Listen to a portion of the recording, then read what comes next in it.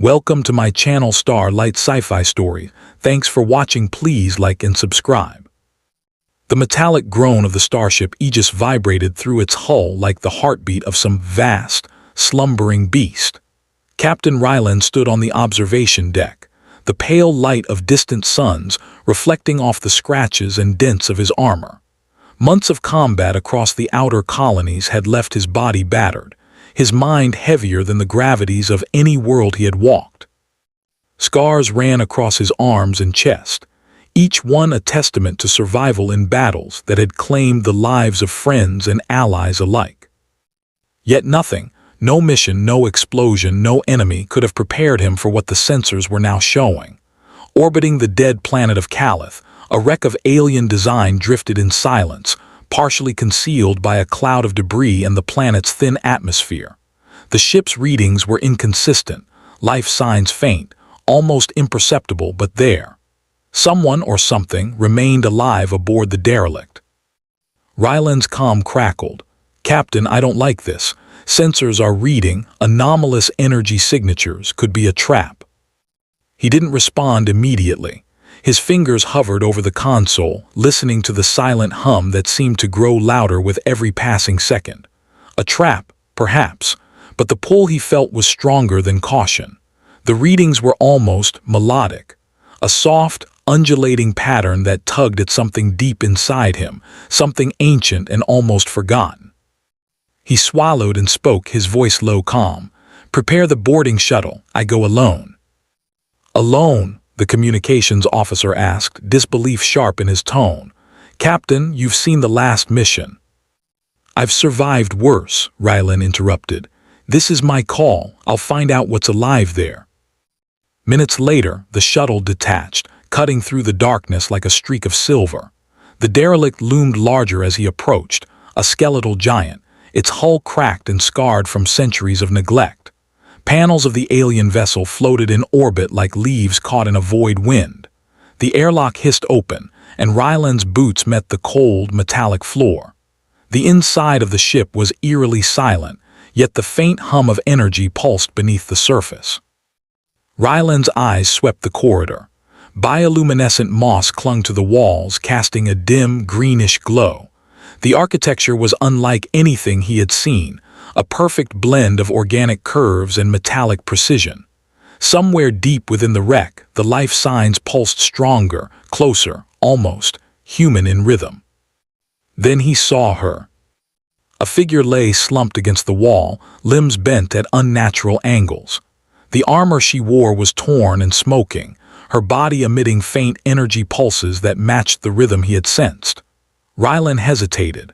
She was alien, tall, slender, with translucent skin that shimmered faintly. Her eyes opened as he approached, a flash of luminescent violet that pierced him like a blade. She spoke, but not with words. A voice echoed directly in his mind, melodic yet urgent. "Help, must stop the weapon before it wakes." Ryland froze, heart hammering. Telepathy? Impossible, yet the meaning was clear. She was pleading, warning, begging. He crouched beside her, gently adjusting the pack of supplies on his back. "Who built it? What weapon?" he whispered aloud, though she could hear him in her mind. "The Star Forge's rogue humans, Calith, you must." Her words fragmented, fading with each passing second. Her fingers twitched, reaching toward him. "Time, almost." The corridor shuddered. The derelict vibrated as though it were alive, responding to her distress. Lights flickered, shadows stretched unnaturally across the walls. And then, without warning, the ship lurched violently, a hidden thruster igniting somewhere in the depths. Ryland stumbled but held his grip, watching as the derelict's core activated. Energy spiraled around them, forming a field that pulled them both toward the central chamber, a massive, cathedral-like space in the heart of the vessel. Towers of alien machinery spiraled toward the ceiling, pulsating with violet energy. Holographic displays flickered to life, depicting star systems Ryland had never seen, each marked with ominous red symbols. She struggled to rise. "The weapon," her mind spoke, weak but insistent. "It will burn entire systems. You must stop it." Ryland's gaze fell upon a massive console, alien runes glowing softly beneath his fingertips. His fingers traced the surface instinctively, the human mind finding patterns even in alien design. The controls responded, holographic schematics projecting into the chamber. His chest tightened as he realized the magnitude of what he saw. A weapon of unimaginable power, capable of annihilating entire star systems.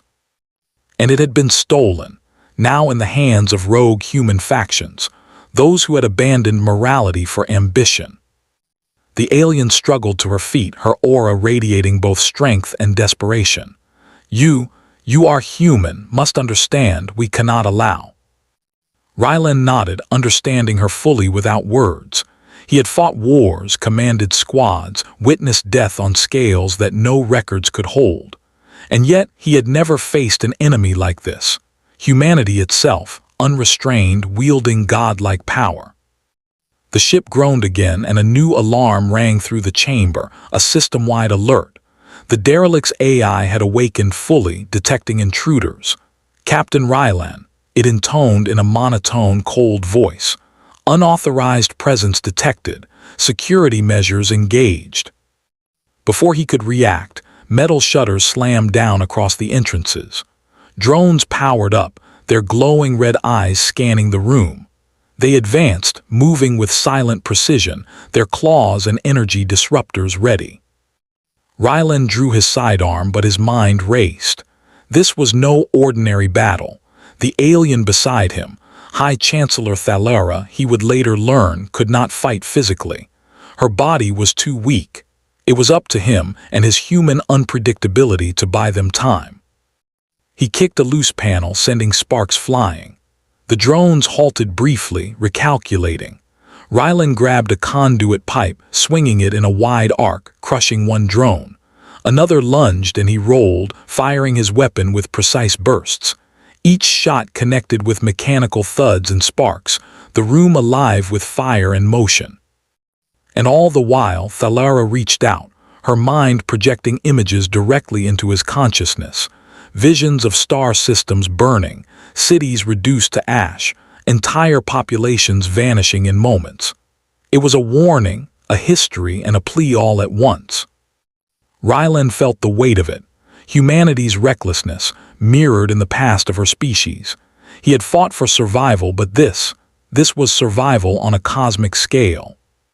The battle seemed endless, each drone replaced by two more, the derelict's AI responding faster than he could track. He ducked behind a console, panting. Sweat and blood mixing with the ash of broken machinery. His body ached, his armor dented, yet something stronger pushed him forward. Instinct, training, and the simple human refusal to surrender. Finally, he reached the main core. Holographic schematics revealed the weapon's components scattered across rogue stations in orbit. One final piece remained on a dreadnought moving toward an inhabited planet. The countdown had begun. The AI's monotone voice repeated the same chilling words. Time remaining, 12 hours, 11 hours. Ryland knew then what had to be done. He would go to the dreadnought, stop the weapon, and survive, or die trying. He glanced at Thalara, who now leaned weakly against the wall, her luminous eyes full of hope and trust. Humans and aliens, once strangers across the galaxy, now allies bound by necessity, duty, and something deeper, understanding. The derelict shuddered violently again. The core stabilized, but the room trembled, warning them that their time was limited. Ryland reached for her hand. "We'll get through this. Together," he said aloud. She nodded faintly, as if she could hear the unspoken weight of his promise. And as the shuttle detached from the derelict, drifting back into the void toward the path of the rogue dreadnought, Ryland felt the strange pull of destiny. The galaxy's fate rested not on technology, not on weapons, but on courage, ingenuity, and the human heart. For the first time in years, he felt a clarity he hadn't known in the chaos of war. Survival was not enough. To be human was to fight for hope, for understanding, for life itself. And he would carry that truth across the stars, no matter the cost. The countdown ticked on, relentless and cold. Somewhere out there, a rogue human hand prepared to unleash destruction. And somewhere deeper, a wounded alien soul waited, trusting that humanity could rise to the occasion. Captain Rylan adjusted his course. The dreadnought awaited. The battle for the stars and for the very essence of life had only just begun. Captain Ryland's shuttle raced through the void, stars streaking past like shards of light. The dreadnought loomed ahead, massive and black, a floating fortress bristling with weapons that could annihilate a planet in minutes. The faint hum of the derelict ship still vibrated through him, a ghostly echo of Thalara's presence. He gritted his teeth, gripping the controls, the weight of responsibility pressing against his chest like a graviton field. Beside him, Thalara floated, barely conscious, her energy aura dim but flickering with life. "We must," she whispered, her voice fragile yet urgent. "Time, very little." Ryland's jaw tightened. He had faced impossible odds before, but this was different. One mistake here would not just cost lives, it would erase worlds. "I know," he said, his voice firm. "We're going to stop this. We have to." The shuttle approached the dreadnought's docking bay. Defensive turrets snapped into position, their targeting arrays locking onto the intruders. Rylan adjusted the trajectory, skimming the shuttle along the hull with expert precision. Explosions erupted around them as energy blasts scorched the void. The ship shuddered under fire, yet somehow they slipped through the first wave of defenses. Inside the dreadnought, corridors stretched endlessly, dark and metallic, echoing with the low hum of active systems. Rylan and Thalara moved quickly, their shadows flickering across the walls. He noticed the subtle way the ship responded to Thalara's presence. The alien interface seemed to recognize her energy patterns, momentarily lowering some security measures. It was a brief advantage, but enough to keep them alive. They reached the main weapon chamber. The star forges, the device capable of annihilating entire systems, thrummed ominously, core energy building at an alarming rate. Panels displayed countdowns, hours, minutes, seconds. Ryland swallowed hard. "We've got less than 2 hours," he muttered. "Let's get to work." Thalara hovered near the console, her fingers brushing the alien controls. Her energy aura pulsed, faint streams of light weaving into the circuitry, interfacing with systems she had created long ago. Memories of her people, once conquerors, flashed in her mind, the glory and the ruin. "We built this to control energy, to expand our reach," she said softly. "But now it must end. I cannot let it be used to destroy life." Rylan watched her, understanding the weight she carried. She had survived the extinction of her species, witnessed their arrogance turn to ashes, and yet still held a moral compass. He realized then that strength was not only measured by what one could destroy, but also by what one chose to protect. Suddenly, alarms blared. A human commander, former ally, now traitor, appeared on the viewport, flanked by soldiers and automated drones. His face was hard, resolute. "Rylan," he said through the speaker, voice cold and emotionless. "You were always the loyal soldier, but loyalty will not save them. Step aside or they all die." Rylan gritted his teeth. Loyalty had never been blind. It had always been about doing what was right. "Not this time," he replied. He drew his weapon. "You'll see that human courage is more than obedience." The chamber exploded into chaos. Rylan moved with a combination of strategy and instinct, using debris as cover, weaving through laser fire and disabling drones with precise bursts. Thalara's energy streams pulsed through the control panels, overriding security systems and dismantling automated defenses. Together, human ingenuity and alien experience became a seamless, unstoppable force. At one point, a blast threw Rylan across the chamber.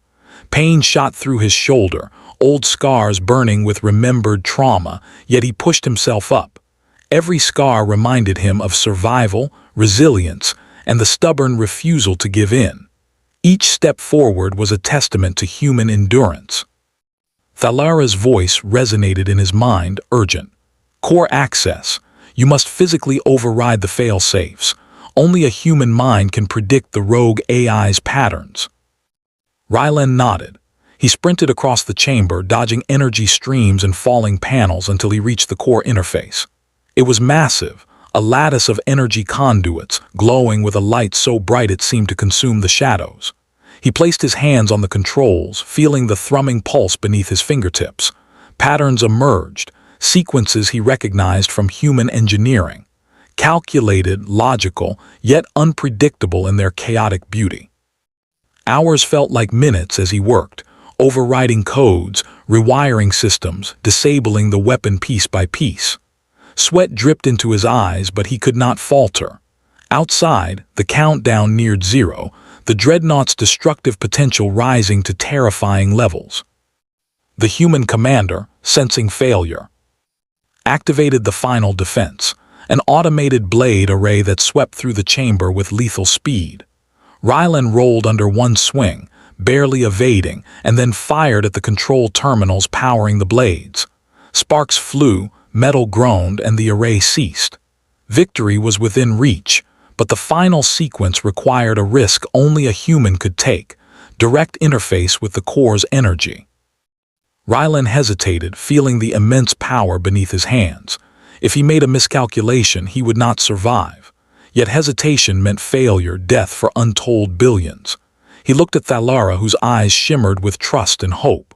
The human instinct to protect, to endure, flared within him. He placed both hands on the core, connecting fully, allowing his mind to trace every pulse, every pattern, every hidden flaw. Energy surged through him, pain unlike anything he had ever felt. Old wounds flared, his body screaming in protest. Yet he did not falter. He thought of the colonies he had protected, the friends he had lost, the people who had never survived to tell their stories. He thought of the galaxy itself, fragile yet enduring. With a final, decisive surge, Rylan disrupted the weapon's energy matrix. The hum shifted, stuttered, and then ceased. Panels went dark. The countdown froze. The dreadnought shuddered violently as its systems powered down. Silence, thick and suffocating, filled the chamber. Thalara's voice came in his mind, soft but triumphant. "You did it, Captain Rylan. Humanity has saved life itself." He collapsed to his knees, exhausted beyond comprehension. Every muscle burned, every scar throbbed, yet a profound sense of accomplishment steadied him. He had done what no machine, no alien, and no weapon could: act with courage, morality, and ingenuity. He had proven the essence of humanity. The human commander's ship erupted in the distance, retreating in defeat. The rogue factions had lost. The galaxy, for now, had been spared annihilation. Thalara floated toward him, her energy aura brighter now, stronger, filled with relief and admiration. She touched his shoulder lightly, and he felt warmth he had not expected, a connection across species, across worlds. "You carry hope," she said, "not just for your kind, but for the universe. That is true strength." Rylan nodded, feeling the weight of her words. Strength was not in weapons, not in conquest, not in fear. Strength was in courage, morality, and the willingness to act when the odds were impossible. He had fought countless battles, but this one, this battle for life, for hope, was the one that mattered most. They left the dreadnought, watching as the derelict ship system stabilized. Thalara guided the remaining alien technology into secure orbit, ensuring it could never be misused. Together, human and alien, they had prevented catastrophe. As the shuttle returned to human-controlled space, Rylan looked out into the stars. The galaxy was vast, dark, and full of unknown dangers, yet he felt a renewed sense of purpose. Humanity's role was not just to survive, but to protect, to endure, to shine even in the void. Thalara turned to him, her eyes soft but piercing. "I will rebuild," she said, "but I will remember this. I will remember humanity. You have given me more than life itself. You have given me hope." Rylan smiled faintly, the first genuine smile in months. "Then let's make sure that hope spreads," he said. "One star, one world, one life at a time." And somewhere across the galaxy, distant suns burned brighter that night. not because of conquest or power, but because of courage, empathy, and the unbreakable will of a single human who refused to bow to fear. He had survived. The galaxy had survived. And perhaps in the echoes of this battle, a new understanding of life, strength, and humanity had been born. For Captain Rylan, scars were not just marks of survival. They were the stories of endurance, sacrifice, and the light that humans could bring even to the darkest corners of the stars. The stars stretched endlessly before him, each one a reminder that humanity's journey was far from over, and that courage, ingenuity, and moral strength would always shine brightest when the night seemed darkest. And somewhere Thalara's ship glowed softly, a beacon of alliance, hope, and the promise that even across the galaxy, the human spirit could teach, guide, and inspire. The battle was over. The war was not. But one truth remained. Even in the void of space, humanity's heart was stronger than any weapon, greater than any empire, and brighter than any star.